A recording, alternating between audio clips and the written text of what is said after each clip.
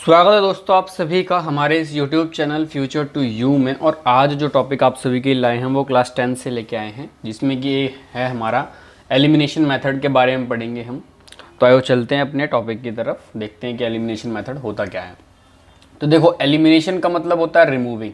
ठीक है, एलिमिनेशन का मतलब है रिमूविंग, किसी भी चीज़ को रिमूव करेंगे हम। तो एलिमिनेशन मेथड को करने के लिए सिंपल से 4 स्टेप हैं जो आपकी बुक में पेज नंबर 55 पे भी दिए हुए हैं, एनसीईआरटी की किताब में 55 पेज नंबर पे भी दिए हुए हैं। तो उन्हीं की बात करेंगे हम। देखो, इन जो 4 स्टेप हैं, इन स्टेप के ऊपर मैं आपको एक एग्जांपल करके दिखाऊंगा, देन उसके बाद हम अपनी एक्सरसाइज की ओर चलेंगे। तो देखो, मान लो इसमें पहला स्टेप दे रखा है multiply both equation by the suitable number. ठीक है, तो हम मान लेते हैं कि 2 इक्वेशन हमारे पास हैं। एक इक्वेशन है हमारे पास 9x माइनस 4y बराबर 2000, ओके। और एक इक्वेशन है हमारे पास 7x माइनस 3y बराबर 2000, ओके। दोनों की दोनों 2000 हैं। मान लेते हैं इसको फर्स्ट इक्वेशन और इसको मान लेते हैं हम सेकेंड इक्वेशन, ओके। अब हमें इसमें से हमारा पहला स्टेप क्या है, multiply both the equation by suitable numbers. ठीक है, अब सुटेबल नंबर को हमें इन दोनों इक्वेशन को किसी भी 2 नंबर से ऐसे मल्टीप्लाई करना कि इसमें से किसी एक जिस भी वेरिएबल को आप एलिमिनेट करना चाहते हैं, मान लो y को एलिमिनेट करना चाहते हैं या फिर x को एलिमिनेट करना चाहते हैं, तो उसके हिसाब से आपको कोई भी ऐसी डिजिट रखनी है जो आपको इसमें मल्टीप्लाई करनी है। तो हम पहली इक्वेशन को 3 से मल्टीप्लाई करके देखते हैं। फर्स्ट बाय 3 से मल्टीप्लाई करते हैं और सेकेंड इक्वेशन को हम मल्टीप्लाई करेंगे 4 से, सेकेंड बाय 4। तो देखो, कहने का मतलब क्या हो गया, फर्स्ट इक्वेशन को हम 9x माइनस 4y को हम किससे करेंगे, फर्स्ट इक्वेशन को हम 3 से कर रहे हैं, है ना। तो 2000 को भी करेंगे हम 3 से, और सेकेंड इक्वेशन को हम कर रहे हैं किससे, 4 से कर रहे हैं। तो 4 into 7x minus 3y will be 2000 into 4।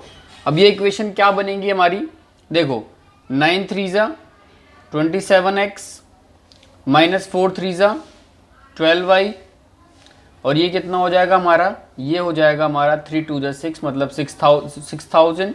और यहाँ कितना हो जाएगा 7 3 जा 28x माइनस 4 3 जा 12y बराबर कितना आया 200। 2000 को 4 से किया तो ये आ गया हमारे पास 8000, ओके। हमारे पास ये आ गई। अब हमको क्या करना है, इसको मान लेते हैं हम थर्ड इक्वेशन और इसको मान लेते हैं हम फोर्थ इक्वेशन, ओके। इसको थर्ड मान लेते हैं, इसको फोर्थ मान लेते हैं। अब हम क्या करेंगे, देखो पहला स्टेप था मल्टीप्लाई करने का, हमने मल्टीप्लाई कर लिया। मल्टीप्लाई करने के बाद में हमारे पास ये इक्वेशंस आ गई। अब इन इक्वेशन का हमें क्या करना है, सेकंड स्टेप पे आते हैं, ऐड और subtract one equation from other. हमें ऐड या फिर सब्ट्रैक्ट करना है किसी एक इक्वेशन को दूसरी इक्वेशन में से। तो हम क्या करेंगे, हम इसमें करेंगे सब्ट्रैक्ट। हम क्या करेंगे, सब्ट्रैक्ट करेंगे, तीसरी वाली को चौथी वाली में से सब्ट्रैक्ट करेंगे। चौथी वाली को तीसरी वाली में से तीसरी वाली को चौथी में से सब्ट्रैक्ट करेंगे। तो मतलब अब हमारा क्या आएगा, देखो सब्ट्रैक्टिंग फोर्थ फ्रॉम, सब्ट्रैक्ट कर रहे हैं हम, सब्ट्रैक्टिंग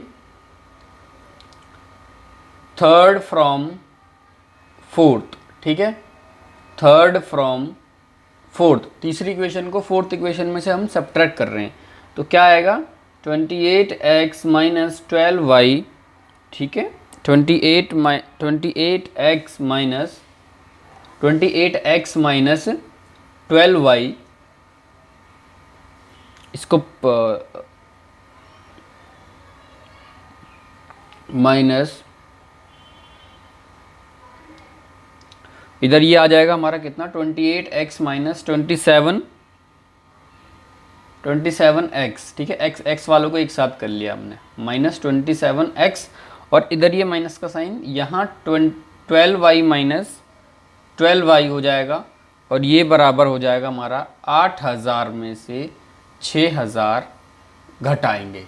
ओके, 8000 में से 6000 घटाएंगे तो ये हमारे पास कितना आएगा यहाँ पे 28x में से 27x गया तो बच गया x बराबर, और ये 12y में से प्लस माइनस का 12y गया तो बच गया 0, मतलब x बराबर कितना आ गया हमारे पास, x आ गया हमारे पास 2000।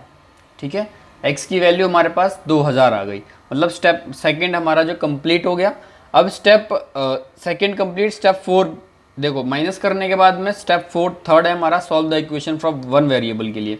एक वेरिएबल के लिए इक्वेशन को सॉल्व किया, इक्वेशन सॉल्व करने के बाद में हमारे पास आ गया x इज इक्वल टू 2000। अगला कहता है कि substitute the value of x और y टू द फर्स्ट और सेकंड इक्वेशन।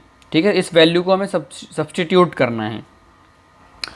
अब हम इस वैल्यू x की वैल्यू को हम सब्स्टिट्यूट कर रहे हैं। इस x की वैल्यू को हमने फर्स्ट इक्वेशन में सब्स्टिट्यूट किया, फर्स्ट इक्वेशन में डाल दिया, x को हमने फर्स्ट में डाला तो क्या हो जाएगा 9 इंटू 2000, 9x था तो 9 इंटू 2000 हो जाएगा, माइनस 4y बराबर क्या हो जाएगा 2000। ओके, अब यहाँ से y की वैल्यू क्या आएगी हमारे पास, यहाँ से y की वैल्यू जो हमारे पास आएगी वो आएगी 4000। ओके, वो हमारे पास कितनी आ गई 4000। ओके, हमारे पास आ गई 4000। तो इस तरीके से एलिमिनेशन मेथड करना है हमको। और एक चीज़ और मैं बता दूं आपको, सेकंड स्टेप सेकंड में देखो ट्रू स्टेटमेंट नो वेरिएबल, अगर आपका सब्ट्रैक्ट या माइनस करने के बाद में कोई भी ट्रू स्टेटमेंट आ रही है और उसमें कोई भी वेरिएबल नहीं आ रहा है तो इसका मतलब क्या होता है कि मैनी सॉल्यूशंस, इसका मतलब होता है मैनी सॉल्यूशंस। ठीक है, ट्रू स्टेटमेंट आए, नो वेरिएबल आए, ट्रू स्टेटमेंट और नो वेरिएबल कोई भी वेरिएबल ना हो उसमें तो मैनी सॉल्यूशंस, मतलब उसका मतलब ये है कि उसमें बहुत सारे इन्फिनिटली मैनी सॉल्यूशंस निकलते हैं। अगर स्टेटमेंट फॉल्स आ जाए, false statement no variable, false statement no variable, कोई वेरिएबल ना हो, फॉल्स स्टेटमेंट हो तो नो सॉल्यूशंस आते हैं, तो उसके लिए नो सॉल्यूशंस आते हैं। देखो नो सॉल्यूशंस वाला जो इसके लिए एक एग्जांपल है आपकी ही किताब में देखें आप कि एग्जांपल नंबर जो 12 है वो नो सॉल्यूशन का है। और false true statement no variable का मतलब ये होता है कि हो सकता है कि आपका 0 बराबर 0 आ जाए, 0 बराबर 0 आ जाए जब आप सब्ट्रैक्ट या माइनस करें, तो जीरो सब्ट्रैक्ट या माइनस करें तो 0 बराबर 0 आ जाए। अगर ऐसा आता है तो इसका मतलब ये ट्रू स्टेटमेंट है और उसके मैनी सॉल्यूशंस हो सकते हैं। और आपका किसी तरीके से ये आ जाए कि 0 बराबर 1 या फिर 0 बराबर 2 आ जाए या 0 बराबर 3 आ जाए, 0 बराबर 4 आ जाए, 5 आ जाए, 1000 आ जाए, कुछ भी आ जाए, तो ये होती है हमारी फॉल्स स्टेटमेंट। फॉल्स स्टेटमेंट जब ये आती है तो इसका मतलब ये होता है कि नो सोल्यूशन, वहाँ पर कोई भी सोल्यूशन नहीं होगा। तो अब हम चलते हैं अपनी एक्सरसाइज की तरफ और एक्सरसाइज करेंगे। तो हम देखते हैं एक्सरसाइज 3.4। देखो एक्सरसाइज 3.4 का पहला क्वेश्चन मैंने लिखा हुआ है आपको, आपके स्क्रीन पे देखो आप कि x plus y is equal to 5 और 2x minus 3y is equal to 4। दो इक्वेशन दे रखी हैं, पहली को फर्स्ट इक्वेशन माना, सेकंड को दूसरी को सेकंड इक्वेशन माना। पहला स्टेप क्या था, पहला स्टेप था मल्टीप्लाई, मतलब दोनों के दोनों को किसी न किसी एक से नंबर से मल्टीप्लाई करना है ताकि हम किसी एक वेरिएबल को हटा सकें। देखो इसमें या तो मैं 2 से पहली इक्वेशन को मल्टीप्लाई कर दूं तो, और नीचे सेकंड इक्वेशन को 1 से मल्टीप्लाई कर दूं तो क्या होगा x और 2, इधर भी 2x हो जाएगा और यहाँ भी 2x हो जाएगा, तो मतलब x हमारा रिमूव हो जाएगा। और या तो मैं ऊपर पहली इक्वेशन को 3 से मल्टीप्लाई कर दूं, दूसरी को 1 से मल्टीप्लाई कर दूं तो हमारा y हट जाएगा। तो मैं पहले आपको x के हिसाब से करके दिखाता हूँ कि देखो x के हिसाब से क्या होगा। देखो x जब हमको, मान लो कि हमको इसमें वेरिएबल x हटाना है, इस वेरिएबल x को हटाने के लिए मुझे क्या करना पड़ेगा, अब यहाँ पर 2x है तो यहाँ पर 2x है, तो यहाँ भी यदि 2x बन जाए तो क्या होगा, ये 2x हो जाएगा। तो मैं क्या करूँगा कि पहली इक्वेशन में से सेकंड को घटा दूँ या सेकंड में से पहली इक्वेशन को घटा दूंगा तो x से x घट 2x से 2x घट जाएगा। 2x से 2x घटने की वजह से क्या होगा, फिर हमारा ये जो x जो हमें रिमूव करना था, एलिमिनेट करना था x, वो हमारा एलिमिनेट हो जाएगा x। और यदि मैं y को एलिमिनेट करना है तो मुझे ऊपर 3 से मल्टीप्लाई करना पड़ेगा। तो मैं पहले x को एलिमिनेट करके देखता हूँ। x को एलिमिनेट करने के लिए हमको क्या करना पड़ेगा, मल्टीप्लाइंग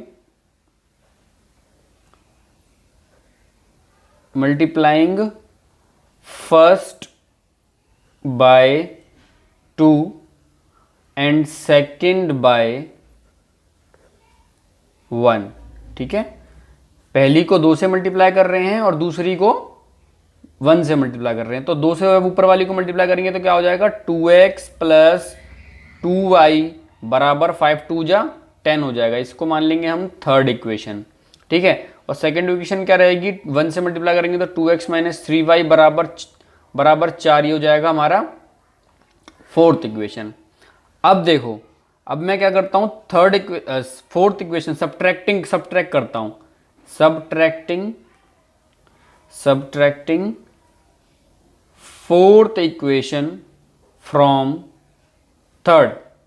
ठीक है, थर्ड में से तीसरी में से चौथी को घटाता हूं तो क्या होगा, 2x में से 2x घटेगा। ठीक है, माइनस का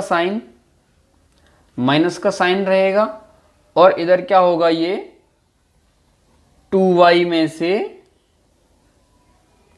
आपको एक बार पूरा करके दिखाते हैं। देखो हम क्या कर रहे हैं, फोर्थ घटा रहे हैं थर्ड में से, तो फोर्थ इक्वेशन पूरी लिख ली हमने ऐसे करके, ये देखो ये लिख ली हमने फोर्थ इक्वेशन। अब इसमें से हम थर्ड को, फोर्थ इक्वेशन है हमारी क्या, subtracting fourth from third, third में से घटा रहे हैं। तो थर्ड में से जब घटाएंगे तो 2x प्लस 2y, ठीक है, 2x प्लस 2y माइनस क्या होगा,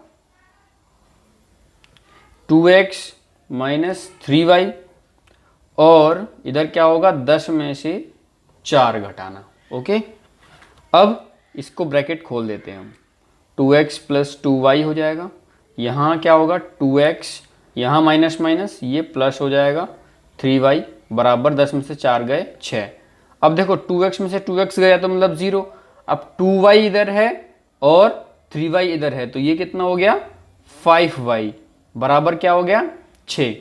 अब y की वैल्यू कितनी आ गई हमारी 6/5। अब इस y की वैल्यू को हम कहीं भी पुट करेंगे तो x की वैल्यू आएगी। इस y की वैल्यू को हम फर्स्ट इक्वेशन में पुट करते हैं तो क्या होगा, देखो x प्लस y की वैल्यू 6/5 बराबर 5। अब ये क्या होगा 5 माइनस 6/5, तो ये क्या हो जाएगा हमारा 5 5 25 माइनस 6/5, ये कितना आएगा हमारा x is equal to 25 minus 6 कितना हो गया 19/5। x आया हमारा कितना 19/5 आ गया, x हमारा आ गया कितना 19/5। देखो x 19/5 आ गया और y हमारा आ गया 6/5। इस तरीके से ये हो गया हमारा। ठीक है, और आप सेम इसी तरीके से जब y को एलिमिनेट करना होगा तो आप ऊपर वाली इक्वेशन को 3 से मल्टीप्लाई करेंगे तो क्या हो जाएगा, इधर 3x plus 3y is equal to 5। Then उसके बाद आप सब्ट्रैक्ट कर सकते हैं या फिर ऐड कर सकते हैं, उसके हिसाब से आप देख सकते हैं, और इसको आपका ये भी हो जाएगा। देखिए क्वेश्चन नंबर फर्स्ट का जो सेकंड पार्ट और थर्ड पार्ट है वो आप फर्स्ट पार्ट की तरह कर सकते हैं।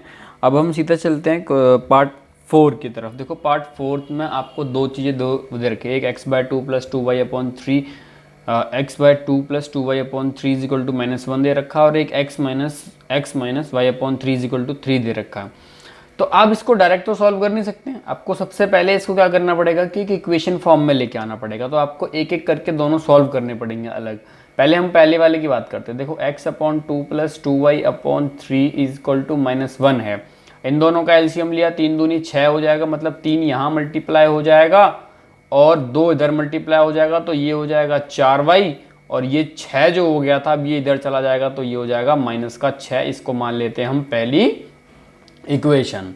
ठीक है, अब सेकंड वाले की बात करें हम, इधर ये सेकंड वाले की बात करें x minus y/3 is equal to 3, तो इन दोनों का एलसीएम लिया तो ये हो गया 3x माइनस y, और ये 3 इधर जाके मल्टीप्लाई हो गया तो ये हो गया 9, और ये हो गया आपका सेकंड इक्वेशन। ठीक है, अब ये 3x और इधर 3x minus Y plus Y, आपको कुछ करने की ज़रूरत नहीं है मल्टीप्लाई वगैरह, आपको सीधा क्या करना है, फर्स्ट इक्वेशन और सेकंड इक्वेशन को आपको क्या करना है कि आप सेकंड इक्वेशन में से फोर्थ इक्वेशन को फर्स्ट इक्वेशन को घटाइए, सब्ट्रैक्ट कर देते हैं हम, subtracting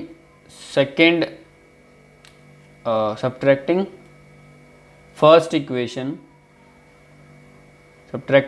equation from second equation, second में से फर्स्ट को घटाएंगे हम, तो 3x minus y minus 3x plus 4y बराबर 9 माइनस 6। ओके, अब ये हमारा क्या होगा, इधर देखो ये हो जाएगा हमारा कितना, 3x minus y minus 3x plus 3x minus 4y बराबर 9 माइनस प्लस 6। ओके, 3x में से 3x गया 0, माइनस वाई माइनस 4y, ये हो गया माइनस का 5y बराबर 9 और 6 15 हो गया। अब यहाँ से y बराबर कितना हो गया, माइनस का 15 बटे में 5, मतलब कि आंसर आ गया माइनस का 3। y कितना आ गया हमारे पास, माइनस का 3।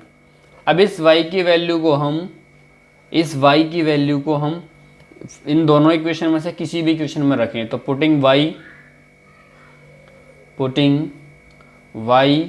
इन सेकेंड इक्वेशन में हम y की वैल्यू को रखते हैं, तो क्या होगा, 3x माइनस 3 बराबर 9 हो जाएगा। तो ये हो गया 3x प्लस 3 बराबर 9, ये हो जाएगा 3x is equal to 9 minus 3।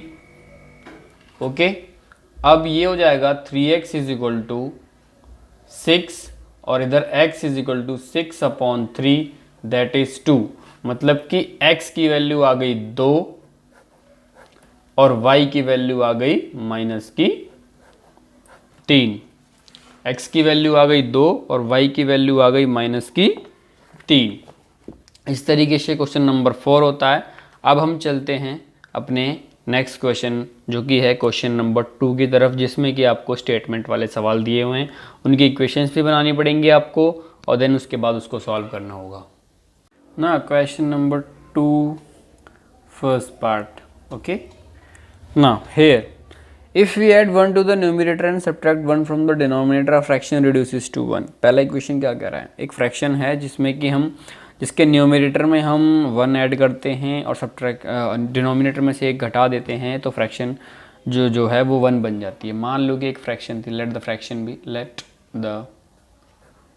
Fraction be x upon y. मान लो कि एक फ्रैक्शन है x अपॉन वाई, कहता है पहली इक्वेशन के हिसाब से, वो कहता है कि अगर मैंने न्यूमरेटर में 1 ऐड किया, डिनोमिनेटर में से एक घटा दिया, तो फ्रैक्शन जो है वो 1 के बराबर हो जाती है। मगर ठीक है, तो यहाँ से अब क्या होगा कि देखिए, अब इसको क्रॉस मल्टीप्लिकेशन में कर दूँ तो x प्लस 1 ये क्या हो जाएगा y माइनस 1, तो यहाँ पर क्या होगा x माइनस वाई बराबर minus 2। It is the first equation. Okay, now second equation, first case ये है। अब सेकंड केस में वो कहता है a fraction becomes 1/2 if वो कहता है कि एक फ्रैक्शन है वो 1/2 बन जाती है जब मैं सिर्फ और सिर्फ डिनोमिनेटर में 1 ऐड करता हूँ, तो फ्रैक्शन बन जाती है 1/2। तब यहाँ से मैं क्या कर सकता हूँ, 2x बराबर क्या हो जाएगा y प्लस 1, और 2x क्या है इधर, ये हो जाएगा 2x माइनस वाई बराबर 2x माइनस वाई, और ये हो जाएगा कितना, ये हो जाएगा प्लस का 1। ओके, ये हो जाएगा प्लस का 1। ये हो गई हमारी सेकेंड इक्वेशन। देखो, ये हो गई हमारी सेकेंड इक्वेशन। अब इसमें क्या करेंगे हम,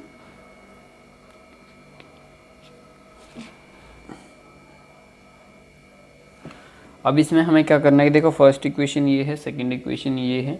अब हम क्या करेंगे, पहली इक्वेशन में ये जो फर्स्ट और पहली इक्वेशन को 2 से मल्टीप्लाई करेंगे। Multiplying first equation by 2, multiplying first by 2। तो पहली को 2 से मल्टीप्लाई किया तो क्या हो गया, 2x माइनस 2y बराबर -4, ये हो गया। इसको मान लेते हैं थर्ड इक्वेशन। और जो अगली वाली है उसको हमने सेकंड इक्वेशन है उसको हमने 1 से मल्टीप्लाई किया तो वो हो गया 2x माइनस वाई बराबर 1। इसको फोर्थ इक्वेशन मान लेते हैं। और थर्ड इक्वेशन में से देखो, थर्ड में से फोर्थ को हमने सब्ट्रैक्ट कर दिया तो क्या हो गया, 2x minus 2y। Okay, third में से फोर्थ को माइनस किया है ना, तो 2x ये हो जाएगा, ये इधर यहाँ ऐसे और ये ऐसे और यहाँ ये ऐसे। अब यहाँ पे हम इसको जब खोलेंगे तो ये हो जाएगा 2x प्लस वाई बराबर -5। ओके, नाउ हेयर 2x में से 2x गया, अब 2y प्लस का y, ये आ गया माइनस का y बराबर -5। माइनस से माइनस गया, y बराबर कितना आ गया, 5।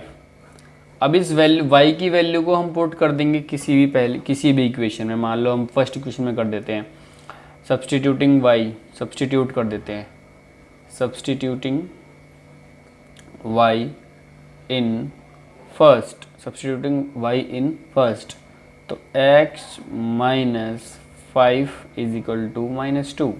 तो x इज इक्वल टू कितना होगा हमारा, प्लस का 3। Okay, x is equal two plus का 3। तो फ्रैक्शन क्या थी हमारी, फ्रैक्शन थी हमारी x अपॉन वाई, मतलब कि कितना हो जाएगा, x कितना आया 3 और y कितना आया 5। तो फ्रैक्शन आ गई हमारी कितनी, 3/5। तो वही पूछ रहा है कि व्हाट इज द फ्रैक्शन। तो फ्रैक्शन है हमारी 3/5। फ्रैक्शन है हमारी क्या, 3/5। फ्रैक्शन है हमारी क्या, 3/5। अब हम चलते हैं सेकंड क्वेश्चन की तरफ। देखो सेकंड पार्ट जो है हमारा, सेकंड पार्ट को क्वेश्चन को करेंगे हम 2 तरीके से, ठीक है, एक ही तरीके से करेंगे वैसे। अब देखो उसमें एक तो है नूरी, ठीक है, और एक है सोनू, उसका बेटा, ठीक है। तो वो कह रही है कि 5 years ago, 5 साल पहले, Noori was thrice as old as Sonu. जो नूरी है वो अपने बेटे से 3 गुनी थी, उसकी उम्र जो थी जो बेटे से 3 गुनी थी। 10 साल बाद नूरी जो है वो अपने बेटे से 2 गुनी हो जाएगी। तो बताओ how old are Noori and Sonu. तो वो कह रही है कि नूरी और सोनू का बताओ हमको अभी प्रेजेंट में कितने हैं। तो मान लो प्रेजेंट में नूरी x साल की है और सोनू y साल का है, ठीक है। पहले बात करेंगे हम 5 साल पहले की, 5 years ago। 5 years ago मतलब 5 साल पहले नूरी की उम्र में से 5 साल कम हुई होगी और सोनी की उम्र में से भी 5 साल कम हुई होगी।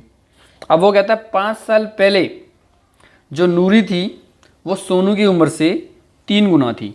जो नूरी थी वो सोनू की उम्र से 3 गुना थी, मतलब सोनू की जितनी भी उम्र है 5 साल पहले, 5 साल पहले सोनू की उम्र कितनी है, y-3। और तो सोनू की जितनी भी उम्र है उसकी 3 गुना, उसका जो 3 गुना होगा वो नूरी की उम्र के बराबर होगा। तो ये हो गया हमारा भाई ऐसे। तो ये हो गया x माइनस 5 बराबर 3y माइनस 15। अब इसको हम इधर लेके आएंगे, x माइनस 3y बराबर कितना हो जाएगा हमारे पास, -15, और ये हो जाएगा माइनस का 10। इसको मान लेते हैं हम फर्स्ट इक्वेशन। अब बात आएगी 10 years लेटर, 10 years लेटर। अब 10 साल बाद की बात आएगी। देखो 10 साल बाद जो प्रेजेंट एज है उसमें 10 साल जुड़ेंगे, है ना, प्रेजेंट जो एज है उसमें 10 साल जुड़ेंगे। अब वो कहता है कि जो प्रेजेंट एज है उसका 2 गुना, अभी उसकी जो उम्र जो होगी वो 2 गुनी हो जाएगी, उसके बेटे की उम्र से 2 गुनी, उसके बेटे की उम्र से 2 गुनी हो जाएगी। तो ये आ गया, है ना। तो ये हो गया x प्लस 10 बराबर 2y प्लस 20, 2y प्लस 20 हो जाएगा। अब ये हो जाएगा x minus 2y is equal to, ये वो क्या हो गया हमारे पास 10 हो गया। ये हो गया हमारा कितना, सेकेंड इक्वेशन। अब देखो हम क्या है कि फर्स्ट इक्वेशन में से सेकेंड को घटा देते हैं, फर्स्ट माइनस सेकेंड, फर्स्ट में से सेकेंड को हमने घटा दिया तो क्या होगा x minus 3y, x minus 3y minus x minus 2y बराबर माइनस का 10 माइनस का 10। अब यहाँ हो गया x minus 3y minus x plus 2y, ये हो गया हमारा कितना माइनस का 20, ये हो गया हमारा माइनस का 20। अब x में से x गया 0, 3y, अब ये हो गया हमारा माइनस का y, ये हो गया माइनस का y बराबर कितना हो गया माइनस का 20 के। अब y से y गया, y बराबर कितना आ गया 20, मतलब ये आ गया y, मतलब कि जो सोनू की जो उम्र है वो 20 ईयर्स थी, प्रेजेंट में 20 ईयर्स थी। अब इस y की वैल्यू को हम किसी भी पहली या दूसरी इक्वेशन में से किसी में भी रख देते हैं। तो मान लो सब्सटीट्यूटिंग y इन फर्स्ट, पहली इक्वेशन में सब्सटीट्यूट कर देते हैं। तो x is equal to minus 3 into y मतलब 20 बराबर माइनस का 10। तो x इज इक्वल टू कितना होगा, 3 टू ज़ा 6 मतलब 60 होगा। ये कितना आएगा माइनस का 10। अब ये 60 जब उधर माइनस का 60 उधर जाएगा तो प्लस का 60 हो जाएगा, माइनस का 10 प्लस का 60। अब ये आंसर किस में आएगा 50। तो x बराबर कितना आ गया 50, मतलब कि ये 50 साल, ये आ गया 50 ईयर्स। मतलब कि अब नूरी की जो उम्र है, नूरी की उम्र 50 साल है और सोनू की उम्र कितनी है, सोनू की उम्र 20 साल है। इस तरीके से ये क्वेश्चन हो गया। अब हम चलते हैं अपने थर्ड क्वेश्चन की तरफ, थर्ड पार्ट की तरफ। तब हम क्वेश्चन नंबर थर्ड की बात करते हैं, ठीक है। देखो थर्ड में क्या कहता है कि वो कहता है the sum of the digit of 2 digit number is 9। तो मतलब 2 डिजिट का एक नंबर है, उसके जो डिजिट्स लिखी हुई हैं वो उनका जो सम है वो है 9 है। तो मतलब x plus y is equal to 9 मान ले हम, एक को x माने एक को y माने, तो एक डिजिट को x मान लिया दूसरी वाली को y मान लिया, तो क्या हो गया 9। दूसरी तरफ वो कहता है कि उस डिजिट को, उस डिजिट का जो वो डिजिट है उस डिजिट का 9 गुना, मतलब कि मान लो हमने 10th प्लेस पे अगर x है तो वो 10x हो गया और यूनिट प्लेस पे y है तो वो y हो गया। तो उस डिजिट का 9 गुना हो जाए, उस डिजिट का 9 गुना, उस डिजिट को रिवर्स कर देंगे, जब हम उसके ऑर्डर को रिवर्स कर देंगे तो उसके 2 गुना के बराबर हो जाएगा, ठीक है। कहने का मतलब देखो ये 10th प्लेस पे x था पहले, इधर क्या हो गया कि हमने डिजिट को रिवर्स कर दिया। जैसे मान लो अगर कहीं पे 27 लिखा हो तो इसको हम कैसे लिखेंगे 20 प्लस 7। अगर मैं इसका ऑर्डर चेंज कर दूं 72 कर दूं तो क्या हो जाएगा 70 प्लस 2 हो जाएगा, है ना। ऑर्डर चेंज हो गया, रिवर्स हो गई, डिजिट रिवर्स हो गई। अब इसकी जगह पे ये आ गया, इसकी जगह पे ये आ गया। वही हुआ कि यहाँ पहले 10x प्लस वाई था, अब x की जगह पे y आ गया, y की जगह पे 10 आ गया, तो डिजिट रिवर्स कर दिया हमने। तो ये होगा कितना 90x प्लस 9y बराबर ये हो गया तुम्हारा 20y प्लस 2x। अब यहाँ पे 90x में से 2x घटेगा और प्लस का 9y में से 20y घटेगा और ये 0। यहाँ 88x होगा और यहाँ माइनस का 11y होगा, ये होगा 0। मतलब 11 कॉमन लेंगे तो ये हो जाएगा 8x माइनस y बराबर 0। ये आ गई हमारी सेकेंड इक्वेशन। इसको फर्स्ट इक्वेशन और ये सेकेंड। अब इन दोनों इक्वेशन को ऐड कर देते हैं, फर्स्ट को और सेकेंड को हम ऐड कर देते हैं।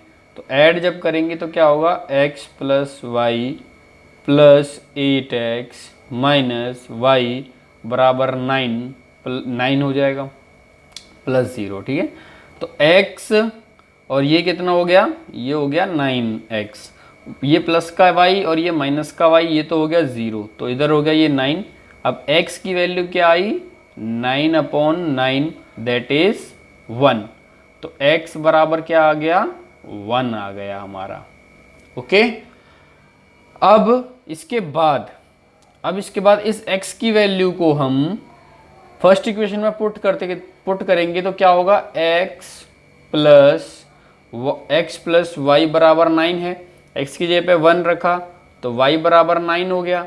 अब y क्या हो जाएगा, 9 - 1, तो y हो गया कितना, 8 हो गया।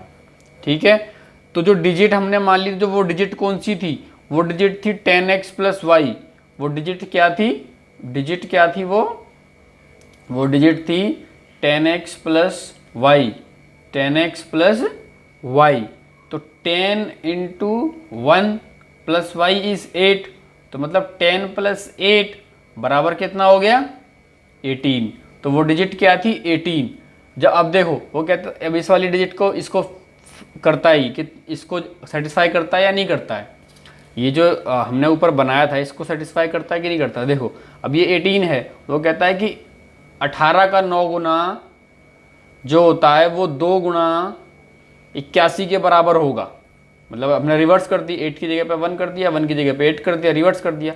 अब देखो दोनों के दोनों, ये कितना होगा, 2 1 = 2, 8 2 = 16, और ये 8 9 = 72 और 9 1 = 9 प्लस 7, 8 9 = 72 और 9 1 = 9 प्लस 7 कितना होगा, 16। ये दोनों एक दूसरे के बराबर हैं, और वो डिजिट कौन सी है, वो डिजिट है 18। ठीक है, इस तरीके से हमारा थर्ड पार्ट भी हो जाता है। ठीक है, नाउ इसके बाद हम बात करेंगे अपना क्वेश्चन नंबर थर्ड, उसका फोर्थ पार्ट की बात करेंगे।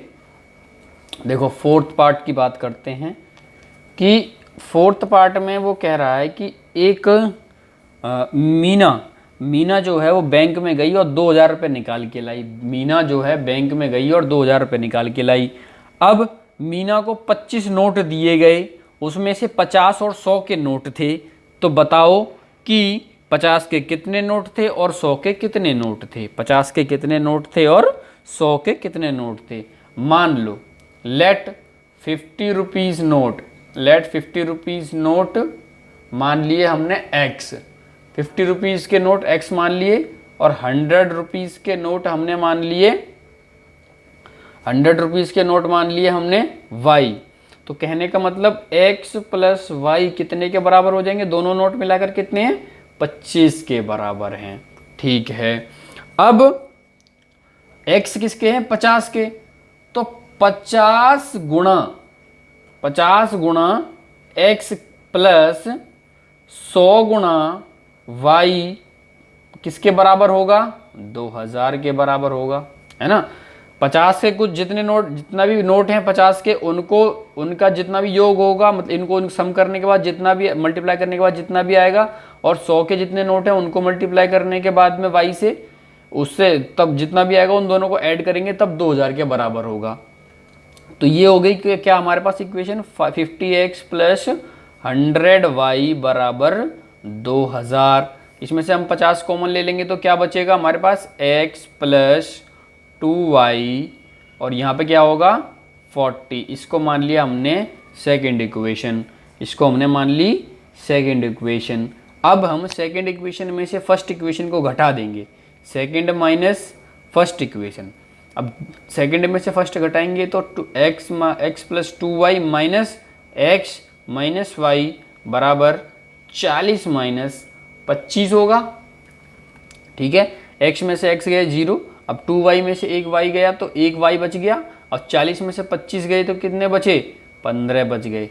मतलब कि 100 के कितने नोट थे, नंबर ऑफ 100 रुपीज़ नोट कितना होगा, number of 100 rupees note, 100 rupees note कितने होंगे, ये हैं 15। अभी सब्सटीट्यूटिंग द y, अब सब्सटीट्यूट कर देते हैं y की वैल्यू को, substituting y in first equation, y को फर्स्ट इक्वेशन में सब्सटीट्यूट कर देते हैं। तो x प्लस y कितना है 15 बराबर 25, तो x कितना होगा x कितना होगा हमारा 25 माइनस 15, तो x बराबर कितना होगा 25 माइनस 15 10 हो गया।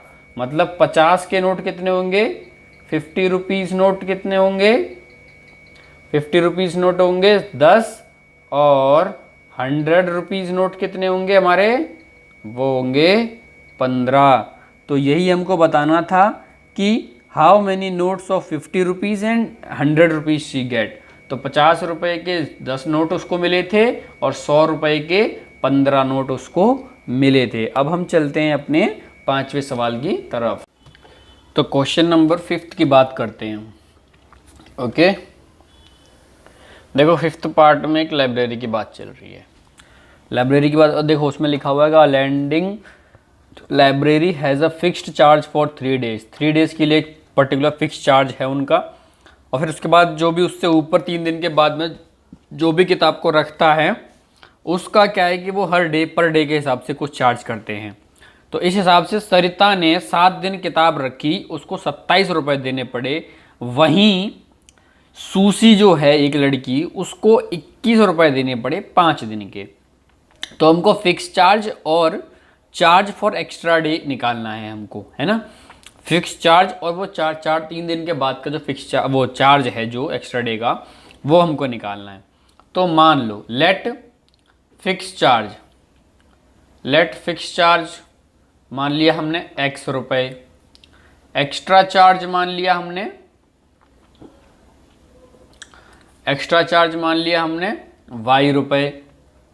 इस हिसाब से x प्लस सरिता ने कितने दिन, 7 दिन, तो x मतलब 3 दिन हो गया, ठीक है। 7 दिन का अब मतलब बच गया 4 दिन, तो ये हो गया हमारा कितना 4y।